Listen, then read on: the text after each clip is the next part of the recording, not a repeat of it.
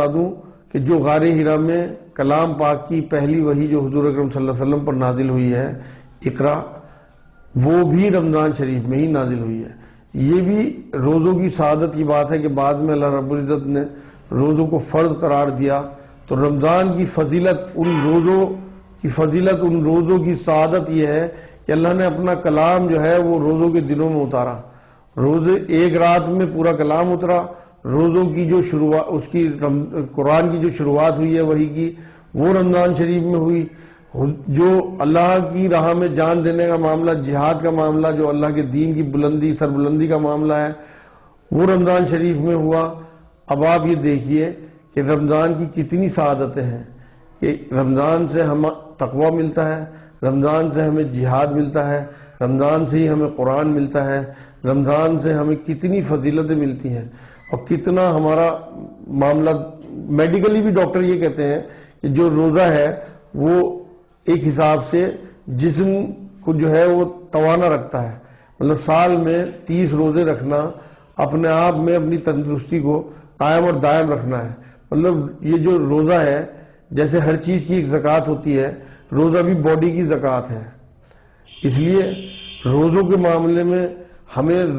جس طرح کا رویہ اختیار کرنا چاہیے کہ صرف پیٹ کا روزہ نہیں، بلکہ ہمیں اپنی پوری باڈی پہ روزہ اپلائی ہونا چاہیے ہمارا، کہ جسم کے ہر اعضاء کا ہم روزہ رکھیں اور اللہ رب العزت سے دعا بھی کرتے رہیں۔ ہمارے دل نرم ہو جاتے ہیں، کیونکہ ان دنوں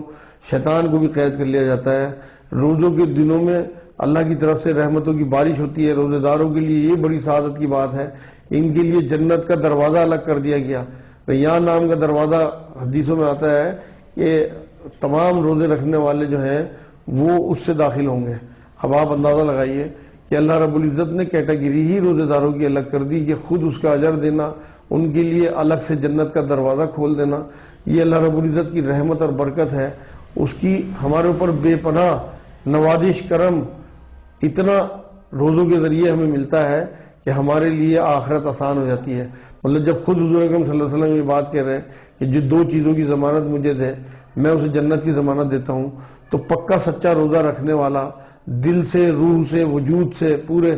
جسم کا روزہ رکھنے والا کسی بھی قیمت پہ یہ نہیں ہو سکتا کہ ان دونوں چیزوں کی ضمانت حضور اکرم صلی اللہ علیہ وسلم کو نہ دے،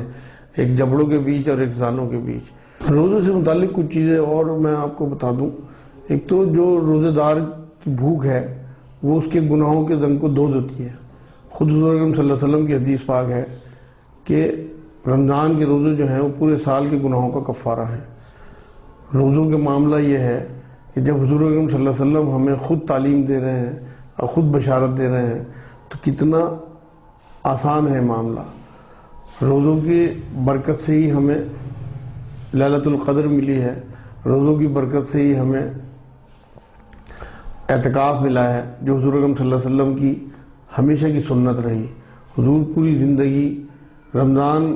کے آخری عشرے کا اعتکاف کرتے رہے جب سے روزے فرض ہوئے، اور 1 سال حضور اکرم صلی اللہ علیہ وسلم اعتکاف نہ کر سکے تو اگلے سال 2 عشرے کا اعتکاف کیا۔ اب آپ دیکھیے کہ جو اعتکاف ہے وہ بھی اللہ کے آگے اپنے آپ کو سرنڈر کرنے والی چیز ہے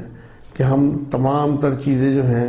پوری، اپنے کام ہوں، اپنا گھر ہو، اپنے بیوی بچے، اپنے ماں باپ، بہن بھائی، تمام رشتے ناتے چھوڑ کے اللہ کے در پہ پڑ جاتے ہیں، ایک فقیر کی طرح کہ اللہ میں تیرا تھا، تیرا ہوں، تیرا ہی رہوں گا، اور جو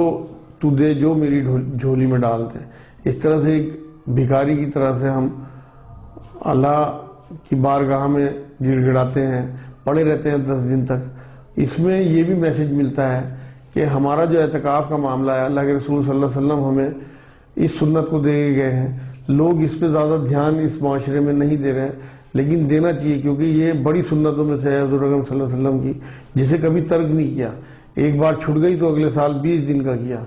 تو اس لیے ہمیں اس طرف بھی بہت دھیان دینا ہے، کیونکہ اس میں اللہ رب العزت یہ بات ثابت کرنا چاہتا ہے کہ تم 10 دن تک اپنا گھر بار، اپنا کاروبار، تمام ایکٹیویٹیز معاشرے کی، اپنی جو بھی تمہاری چہل پہل تھی، اپنے بیوی بچے، اپنا جو تمہارا گھر کا معاملہ تھا، وہ سب چھوڑ کے ایک طرف ہو گیا کہ تم مسجد سے باہر بھی نہیں نکل سکتے۔ اس کے بعد بھی سب کچھ چلتا رہا۔ مطلب یہ ہے کہ اسے چلانے والے تم نہیں تھے، کوئی اور ہی ہے چلانے والا۔ مطلب جب 10 دن کے لیے تم ہٹ گئے پھر بھی سب کچھ چلتا رہا، تو جب تم بالکل ہٹ جاؤ گے، دنیا میں ہی نہیں رہو گے، تب بھی اسی طرح سے چلتا رہے گا۔ اعتکاف کا یہ میسج اللہ کے رسول صلی اللہ علیہ وسلم کے ذریعے اللہ نے ہمیں دیا ہے۔ یہ ہماری زندگی میں اگر ہم اس میسج کو اپلائی کریں تو اس کا بھی ہمیں بہت فائدہ ہوتا ہے، ہمارا آخرت میں یقین بڑھتا ہے، اللہ رب العزت کا قرب حاصل ہوتا ہے۔ یہ اعتکاف بھی ہمیں روزوں کی ہی برکت کی دین ہے۔ اسی طرح سے لیلۃ القدر، جس کے بارے میں خود کلام پاک میں ذکر آیا ہے، اس سے متعلق ایک پوری سورت اللہ رب العزت نے نازل فرمائی ہے۔ کتنی اہمیت کی بات ہوگی کہ روزوں کی رحمت سے ہمیں لیلۃ القدر، پچھلی امتوں کی عمریں زیادہ تھیں، اللہ رب العزت کو بھی یہ بات معلوم تھی کہ ہماری امت محمدی جو ہے اس کی عمریں کم ہوں گی، تو اس لیے اللہ رب العزت نے ایک شارٹ کٹ ہمیں دیا ہے لیلۃ القدر کی شکل میں، کہ جس میں 1000 مہینوں سے افضل عبادت کا اجر ملتا ہے ایک رات کا۔ تو اگر کسی کو پوری اپنی زندگی میں ایک رات بھی مل جائے تو وہ کتنا اس کے لیے آسان ہو جائے گا نجات کا معاملہ۔ آپ یہ دیکھیے کہ رمضان کا آخری عشرہ اگر ہم اعتکاف میں ہوں اور تاک راتوں میں بھی صرف جاگنے کا سلسلہ کر لیں، جیسے حضور اکرم صلی اللہ علیہ وسلم کی حدیث پاک ہے کہ تاک راتوں میں ہمیں اس رات کو تلاشنا ہے، تو جب ہم 5 راتیں تاک جاگیں گے تو ان میں کوئی ایک تو ہوگی، وہ انشاءاللہ ہمیں مل جائے گی۔ تو یہ لیلۃ القدر بھی روزوں کی برکت سے اللہ رب العزت کا ایک گفٹ ہے ہمارے لیے۔ اگر ہم اعتکاف میں نہ بھی بیٹھ سکیں تو لیلۃ القدر کا فائدہ ہمیں اٹھانا چاہیے کہ ہم اپنے گھروں میں، ہماری ماں بہنیں گھروں میں، اور ہمارے جو بھائی حضرات ہیں وہ اگر مسجد نہ بھی جا سکیں تو اپنے گھروں میں اس رات کا اہتمام کریں، بلکہ ان 5 تاک راتوں کا اہتمام کریں جس سے کہ انہیں ان میں سے کوئی ایک رات مل جائے، اور جو اللہ رب العزت کی طرف سے اتنا بڑا اجر، اتنا شارٹ کٹ نجات کا ہمیں دیا گیا ہے، ہم اس سے فائدہ اٹھا سکیں۔ روزوں کا معاملہ ہماری پوری زندگی جو یہاں کی ہے وہاں کے لیے بھی آسانی کے لیے ہے، اور اس کے بعد آخرت کے لیے بھی، کیونکہ آپ یہ دیکھیں کہ اگر ہمیں آخری عشرے کی ایک رات مل جاتی ہے اور ہمیں نجات مل جاتی ہے تو یہ بھی روزوں کی برکت ہی ہے جو حضور اکرم صلی اللہ علیہ وسلم کے ذریعے اللہ رب العزت نے اپنے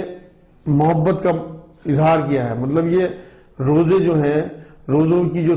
سعادتیں ہیں، چاہے وہ لیلۃ القدر ہو، چاہے اعتکاف ہو، چاہے کلام پاک ہو، جو چیزیں ہیں یہ سب اللہ رب العزت کی محبت کا مظہر ہے کہ اسے اپنے بندوں سے اتنی محبت ہے کہ اللہ یہ چاہتا ہے کہ کس طرح سے گناہوں سے پاک ہوتے رہے، ان کا تزکیہ ہوتا رہے، اور یہ تقوی اختیار کرتے رہے، پرہیزگاری اختیار کرتے رہے۔ میں نے آپ کو بتایا ہے کہ تمام اعمال، جو بھی ہم کوئی نیکی کا کام کریں یا ہم اللہ کا حکم مان کے کسی بھی گناہ کے کام کو چھوڑیں، کسی برائی کو چھوڑیں، تو وہ نیکوکاری میں آتا ہے، اور نیکوکاری کا بدلہ جو ہے وہ یہاں، کیونکہ تھوڑا دنیا میں ہمیں رہنا ہے، معاشرے میں رہنا ہے، تو لوگوں کو پتہ بھی لگ جاتا ہے، دکھ بھی جاتا ہے، لیکن روزہ کسی کو نہیں دکھتا۔ روزہ جو ہے وہ پیور تقوی کا معاملہ ہے، پرہیزگاری کا معاملہ ہے، اور وہ صرف اور صرف اللہ رب العزت کے لیے ہوتا ہے۔ یہی ایک عبادت ایسی ہے جس کے بارے میں اللہ نے خود فرما دیا کہ اس کا بدلہ میں خود دوں گا۔ مطلب جس کا بدلہ اللہ خود دے، کتنا بڑا بدلہ اس کا ملنے کا امکان ہے، ہم تصور بھی نہیں کر سکتے کہ اللہ رب العزت کی ذات کتنی بڑی ہے، اسے حدود میں باندھا ہی نہیں جا سکتا۔ تو جو خود اتنا بڑا ہو اس کا بدلہ کتنا بڑا ہوگا، آپ اندازہ تو لگائیے۔ تو اس لیے خوش دلی کے ساتھ، محبت کے ساتھ، اپنے آپ کو پیور کرنے کے لیے، اپنے تزکیے کے لیے، اپنے اللہ کے رسول صلی اللہ علیہ وسلم کے بتائے ہوئے حساب سے اس طرح سے روزے رکھیں، اتنی محبت اور سعادت کے ساتھ، جس سے کہ اللہ تک ہمارے روزے پہنچیں اور ہم اس بدلے کے مستحق بن سکیں جو اللہ رب العزت کا مقصود ہے۔ اس لیے مجھے جو روزے سے متعلق جتنی باتیں کہنی تھی وہ میں نے اب تک آپ کے سامنے پیش کر دی۔ انشاءاللہ کسی اور موقع پہ آپ کے سامنے اور روزے سے متعلق کچھ چیزیں پیش کروں گا۔ اللہ آپ کو اچھا رکھے، اللہ آپ کو صحت دے، اور اللہ آپ کو عزت سے نوازے۔ وما توفیق الا باللہ۔ السلام علیکم ورحمۃ اللہ وبرکاتہ۔